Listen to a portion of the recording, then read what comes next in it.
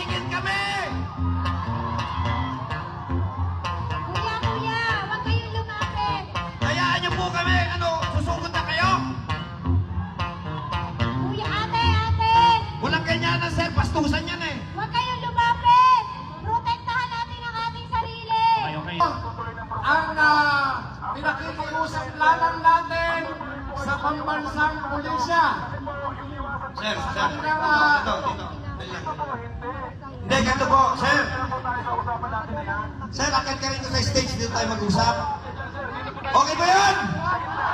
Dito sa stage. Dito tayo, sir. Mga kapatid! Sandali!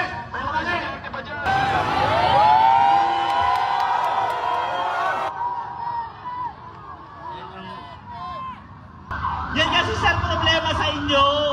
Wala kaming leader dahil kinuha nyo. Ibalik nyo. Sino kakausapin nyo? Kami lahat. Volunteer lang kami. Mga sir, ang sinabi sa inyo, dapat non-partisan kayo. Pero na nangyayari sa inyo, ang inalis nyo, simpatya nyo. Tingnan nyo mga mukha nyo. Nakadiretso lang kasi bawal kayong magsalita. Ano mangyayari sa inyo? Ano mangyayari pa rin sa inyo? Sir. May tanong po ako. May tanong ako, sir. Sagutin mo to. Walang maingay. Dito po. Hindi kami pwede pumunta dyan. Baka dali nyo kami sa dahig. Takot ka eh.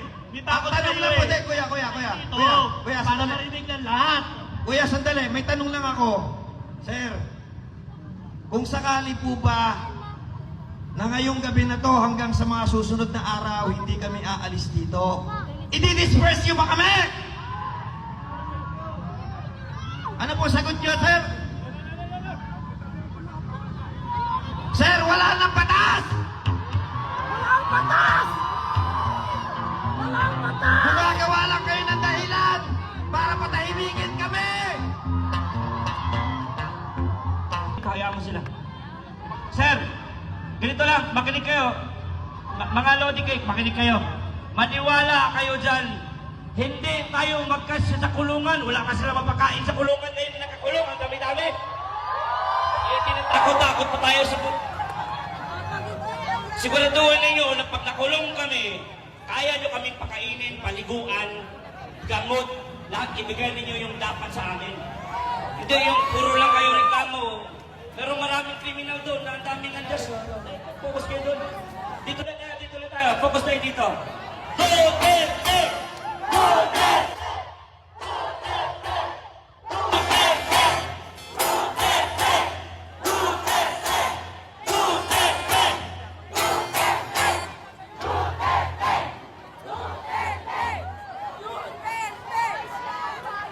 Sino ang nakamemorize ng kantang? Kanina, naalala niyo ba yung kantang tinuro ko?